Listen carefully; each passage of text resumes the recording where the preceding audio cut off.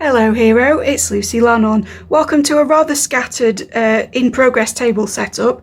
I was picking the stuff for the new moon, which is within half an hour of this going public if you're watching live. And it's in Libra and it is an eclipse moon as well, so quite a big one for us. I picked out my DIY communication cards, I picked out this archetype card, and we're using the Teknebrae Tarot and the This Day I Am cards today. But my setup was kind of scattered all around the room, so I had to do that rush back, and I realised I wasn't recording. You may be feeling scatterbrained, you may be out of sorts at the moment. That may be a vibe for this time period. We will kind of get cards and see. But if you're new to the channel or you haven't seen a lunar before, normally when not in a break period, and I do apologise to those who waited, I was absent for a bereavement recently, but back for Utober, so do subscribe. Normally we do 4 of these a month, taking us through 2 moon phases at a time, just what to expect over the days that covers. If you're seeing it timelessly and not live, it may still be relevant for whenever you see it, just for the next kind of few days, or the next 2 moon phases, wherever you are, whatever you're doing. So don't disregard it if you're seeing this at a much later time, but generally speaking, this will be for my collective, and it will be for energies affecting everyone in the Libra new moon, which I want to say is, obviously it's the new moon 2023 if you haven't seen the date on this. I want to say it's Reed, but it's actually sort of Ivy, because it would be the Reed moon in terms of where the full moon lies on the Druidic calendar. But in terms of when it actually begins, we're still kind of in Ivy season. So again, it's betwixt things. There's a lot sort of happening that's a bit, how do I want to say it? It's just a discombobulated energy. It's neither, right? And that may come up in how we read these. I've also noticed there's not as much space in this slightly new setup, so I hope that we're all right just overlapping some things, even though these are utterly beautiful cards. We'll see whether we can get everything on here, because I like to pick 9. 9 seems a lunar number to me. Actually, I can stretch them out that way, can't I? That's fine. Again, I'm rambling to myself. This is a very sort of scattery energy. That may be an eclipse thing, because I am filming relatively close to the time this will be uploaded. But who knows? Let's have a look, shall we? Okay, firstly, we've got engineer, which is the ability to give creative energy and a practical expression, talent for designing, resolutions to common dilemmas. We've got the This Day I Am stretching out, which is fairly self-explanatory. So yoga or stretching may be a really good thing to do during this time period to process whatever we're seeing here. And then we've got, I remember every word we said to each other. I love you, but I don't know how you're acting right now. You are so deeply nurturing and it makes me feel safe. So for some of you, this is a direct love message that relates perhaps to someone in engineering. For others of you, this is just a general communication for me to sort of clarify what we get in the tarot. But there's certainly a spirit of creativity that's already evident, an enthusiasm in both the messages and the archetype card. And there's a kind of, it does feel resolve-y, reunion-y, sort of coming together in some way that is new, right? And I'm not just saying that because new moon, new start, but also Ivy and Reed collaborating in their energy feels very sort of coming together. And then these messages feel like, particularly with the I remember every word we said to each other, it feels like somebody from the past maybe reconciling, apologising, entering in.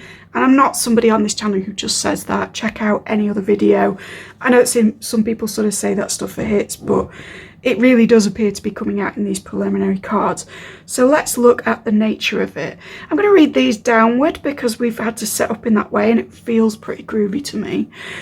So we've got a 10 of Wands, a Queen of Pentacles, and an Ace of Cups, which would fit all of this very lovey-dovey, very appreciative, thankful energy. If it's not a love reading, by the way, this could be just someone expressing gratitude to you, for your designs, for your ingenuity, inventiveness. But an Ace of Cups is like offering something.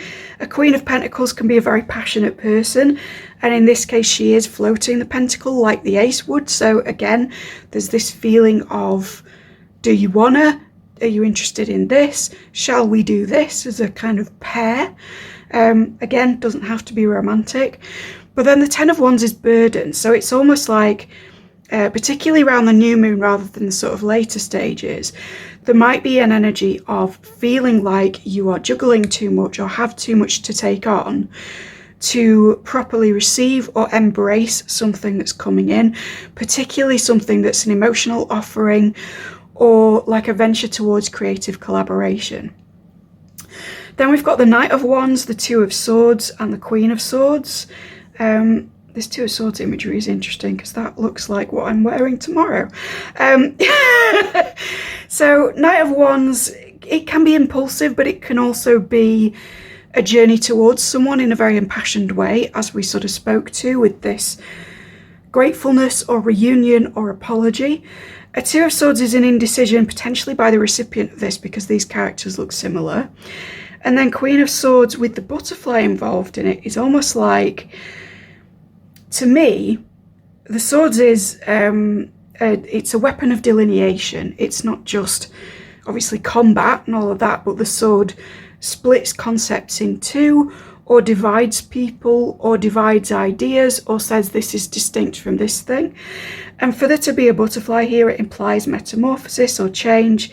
So I think there's something here about somebody coming in with the offer of change, and your response, or the response of this person, if it's vice versa, being to sort of go, like, fine, but we need to distinguish what this is, or how to tell one thing from another thing with it. Now, if this is a business proposition or an offer for collaboration in some way, sort of along those lines, this might be you saying, yeah, I want to work with you, but I think there needs to be a clearer definition on exactly what it is we're working with, for, maybe around, with this sort of talking about solving problems with the engineer archetype.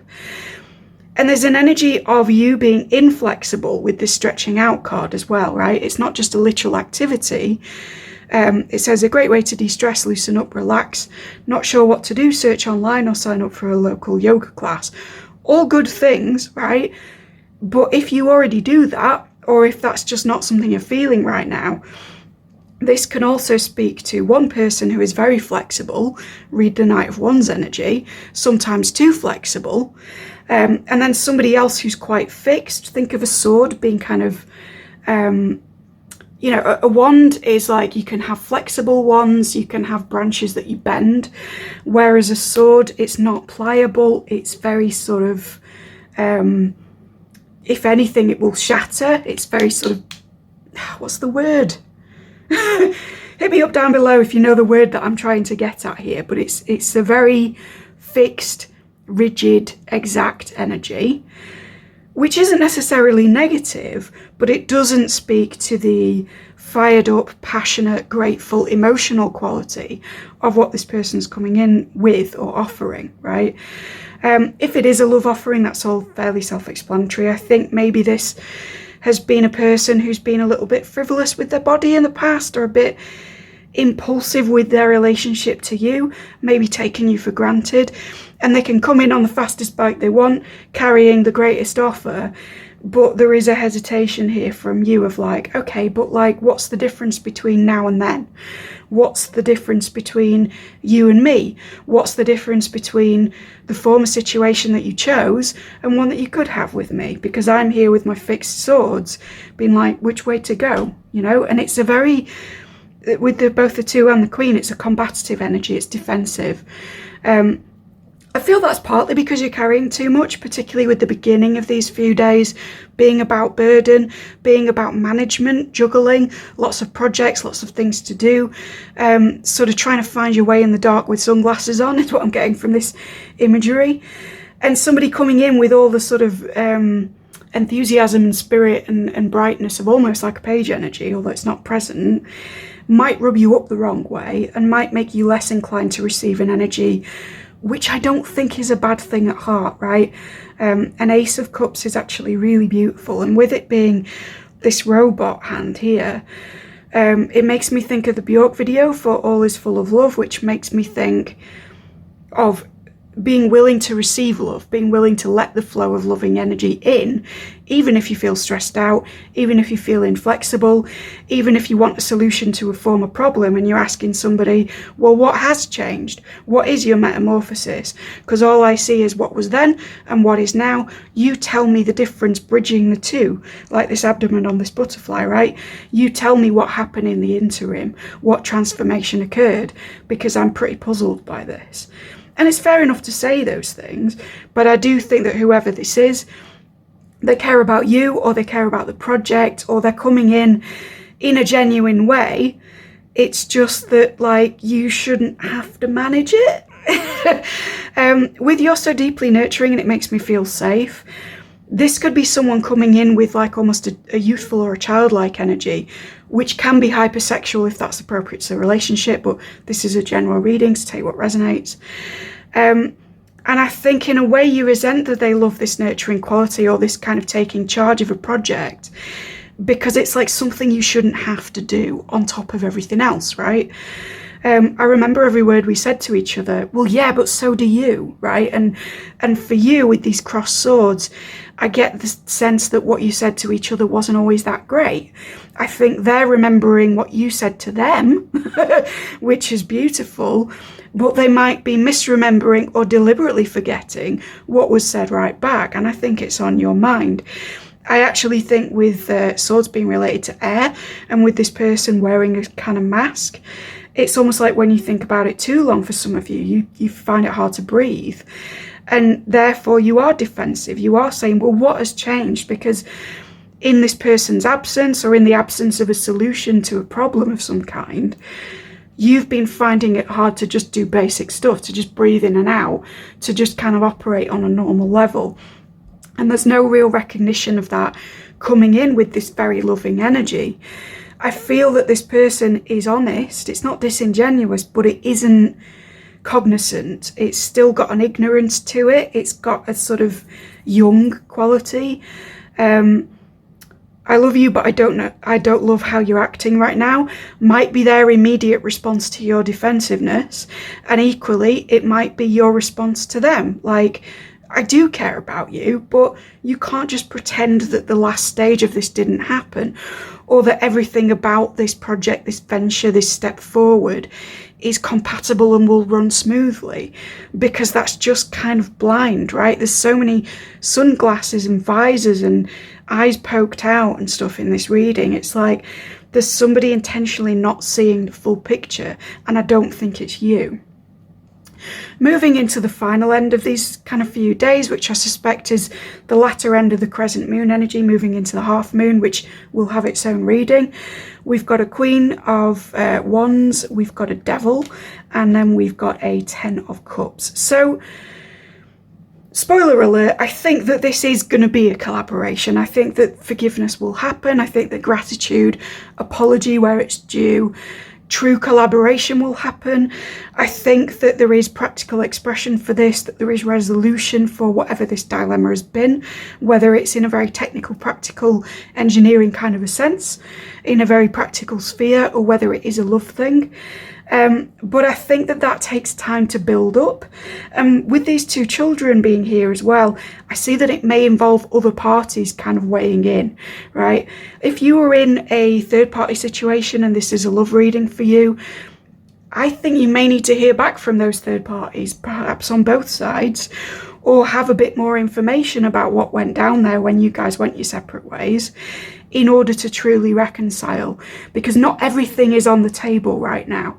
It's almost like you sat down with the willingness to discuss this, but you haven't laid out your cards. You haven't actually presented what happened to both of you in the meantime, and actually exploring the meantime. If I could give this reading another title, that would be what I put, right? With the Queen of Wands, this is like a very androgynous queen, but it still speaks to this kind of pleasure-seeking mode that she's in. with the sunflowers and the boots and stuff. What's interesting to me is that this one looks like another sword, and even though they're in the kind of pleasure chair full of sunflowers and with the cat, which represents pleasure, this figure, which I feel might be you, is still dressed with like armor gear on. You know, they've got the knee pads, they've got like winter weather wear, they've got a helmet with, again, a visor, willingness not to see or to see, right? Is it up or down? Are you wanting to look at this fully or are you not? I think there may even be like an immediate offer sort of around the eclipse when tensions are always high, because that's astrologically true.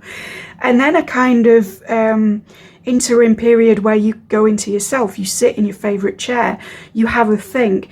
You maybe close blinders or put the visor down against other influences for a while to see how legitimate this really is on balance.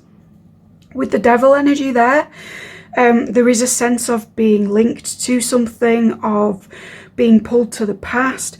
With the pentacle in the eye as well, some of you may be looking at this from a financial perspective and saying, whether it's a project or a person, is this really a safe bet? That might be the lens that you're actually looking through. Am I going to lose out financially and emotionally? But for some of you, if this was a long-standing relationship, or if this is like a, I don't know, an entrepreneurial collaboration or anything like that, there is a real financial risk inherent in re-involving with this. And we've already covered that I think you will, but I think it may take time. And I don't think that the immediate ignition of the situation or the reigniting of a collaborative energy is going to happen sort of in full within these next two phases. I think, I mean, we'll see what the rest of the month holds, but I think there may be a lot of work to do, a lot of cups to build up before you guys are truly on an equal footing.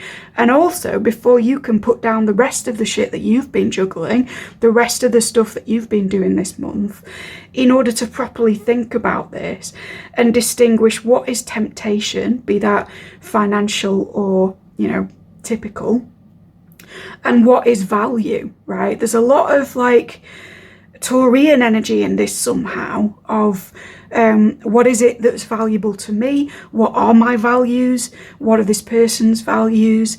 How did they make themselves valuable? Are they invaluable? Are they meeting my standards in the correct way, you know? And is that going to be a good omen or a bad omen for what's kind of happening with this? Again, I think you'll work together, but I think that there's a long road ahead. And I think these two moon phases are kind of about looking back for both of you, because I suspect that whoever's coming in with this will be startled that you've questioned it at all rather than fully embrace the idea. And I think that for you, having an offer of solving a problem in a new way in whatever realm is going to make you look to the past and think, okay, it was very, you know, happy, loving, whatever this energy is, but why didn't it work then? And what can we do now? I hope that was useful to you. If it was, please like, subscribe, ding the dong, thank you kindly. Check out other playlists, including other lunar readings that may now be timeless for you, or, you know, A to Z psychic lucky dips, other forms of divination, love stuff, money stuff, you name it, we've got it.